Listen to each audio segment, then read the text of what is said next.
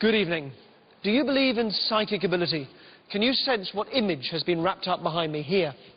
I'm in the Science Museum, London, and this secret picture, which has been hanging for a week, was drawn by one of the curators.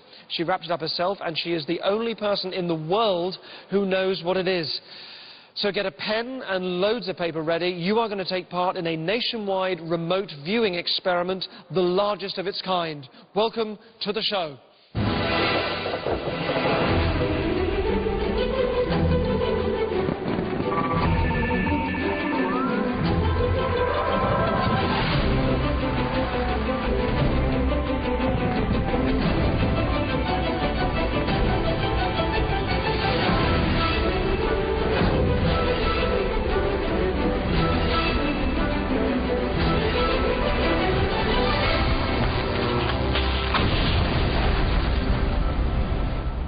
This show fuses magic, suggestion, psychology, misdirection, and showmanship.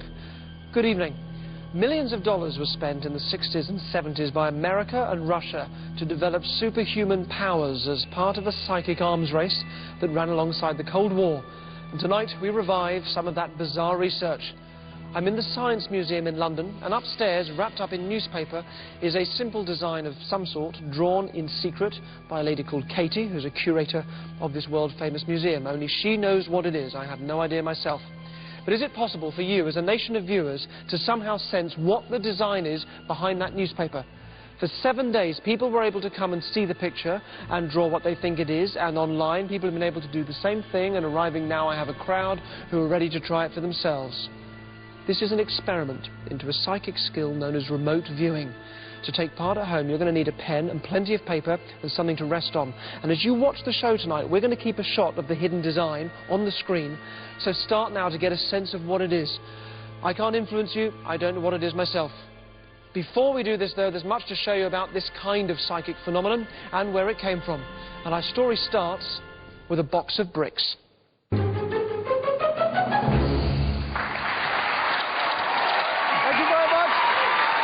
You're very kind. Thank you. Thank you. Don't look at me. No eye contact. Do not make eye contact. Thank you. Thank you. Let me ask you. Hello, what's your name? Kaylee, if you come up here for me, and you say you are? Luke. Luke, let me bring you around here and ask you to come round this side for me, Luke. Thank you very much indeed. So we have a crate, a big wooden crate here, and the crate is full of bricks. It's got so many bricks in that you can't lift it, so you will not be able to lift it, but I'm going to ask you to try anyway, okay? Does that make sense? Yeah. And your job is to try and guess how many bricks you think are in there that would make it impossible to lift. Let me just give you a brick first of all, so you can sense the size and weight and shape of an individual brick. There's one there for you. Okay? So, okay, let me just start with you. Grab a handle on that side and a handle on this side over here. Okay, just really try. That's good. Really straight. Okay, up a little bit. That's as far as it's going to go, yes? Do you want to drop it? Put it back down? How many? 20, 30, 100? No, 30. 30, about 30 bricks or so like that. Actually, why don't you both try together? So you take the handle there again. You take the handles on that side. Now, as you try, as I said, it's going to keep pushing down, but just the more you try, just try and lift it. How many in there? How many in there, Luke? You think? 20. 10, more than that, presumably 100? 100? Okay, all right, put it back down again. Thank you very much. All right. Okay, so 100, 200, something like that. Maybe you're thinking about 30. Now, we're going to try and remove... I will remove half of the bricks, thus making it lighter. All right? I will remove half the bricks. Watch. Half the bricks are now gone. Take hold of the handles on your side. Take hold of the handles on your side. You'll be able to lift it a little bit more, so just try again. Try hard, try hard. You can lift it up a bit. Good, good. Let me take another half of the bricks away. Gone again. It gets lighter and lighter each time they do that. Getting lighter. What's this like? It's lighter. Getting lighter. Keep lifting, keep lifting it, keep lifting. I'm taking away half the bricks each time. Keep lifting, gets lighter and lighter and lighter and up and up. Keep lifting it as high as it'll go. As high as it'll go. On the count of 3, I'll clap my hands. The bricks are going to come back. Please mind your feet as it comes crashing down. 1, 2, 3. Excellent. Thank you very much indeed. Thank you. Thank you. Thank you. What you've just seen there is a piece of propaganda used 150 years ago by a French magician called Robert Houdin to convince some Algerian Arabs that the French had superpowers, like being able to take away someone's strength. as opposed to just being snotty. And because that was 150 years ago and being done with a fairly unsophisticated group of people, perhaps you might think, well, that sort of thing would never work again today. But the thinking of the magician has always been part of propaganda. Let me show you this.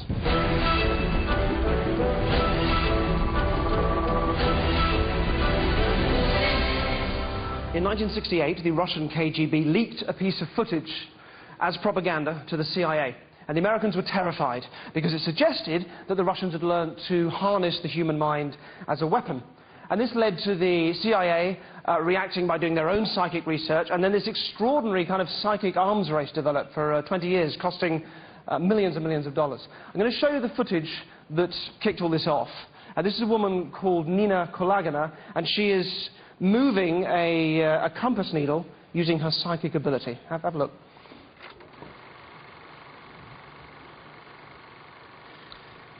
There we are. I should just pause it just for a second.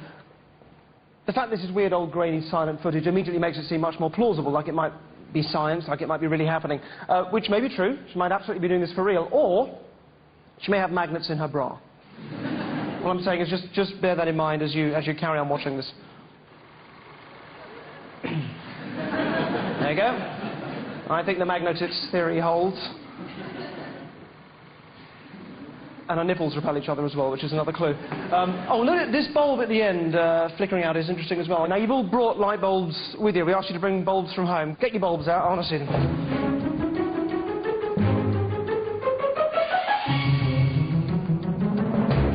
What's interesting is that that flickering light bulb thing has remained with us. It's become part of the magician's myth, you know, the idea that a psychic or a magician has this kind of energy that makes light bulbs flicker. You see it in films when the satanic antagonist enters a room and the lights flicker above him. Let me try this with... Is that from home? Is that one of yours from home, or did you... Yeah? Actually, no one's touched it. That is definitely your bulb. Actually, what's your name? Michael. Michael? Yeah. Would you head up with me? Thank you, Michael. Give Michael a hand.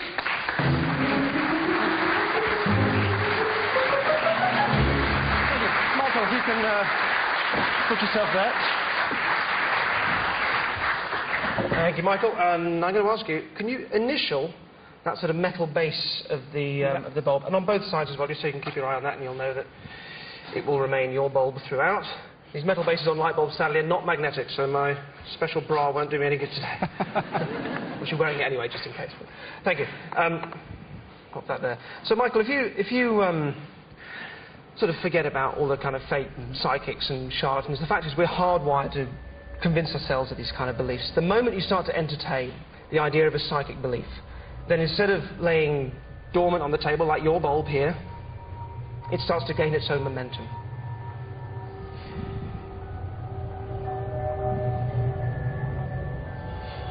Then we start looking for evidence that backs up what we already believe, and that makes us just believe it even more. And that's what we call a circular belief. Please, check it. There's nothing attached. Pick it up, have a look at it. Yeah?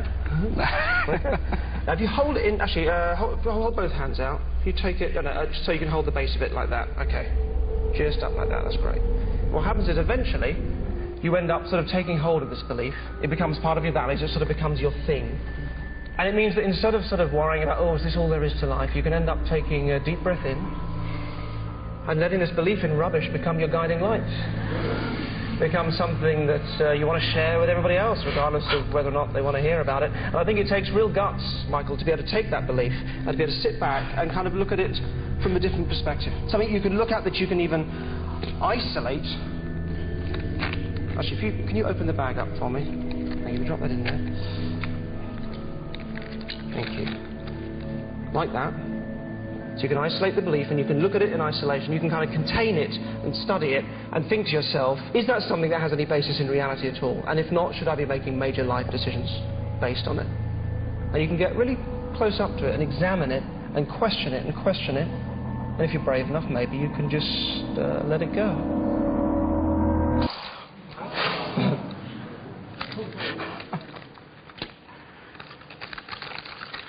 With a big bang. Alakazam. Thank you very much indeed. Thank you. Thank you, Michael. Thank you.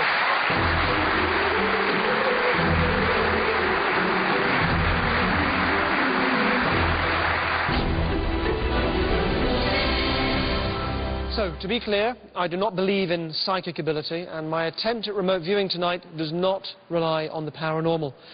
So with that in mind,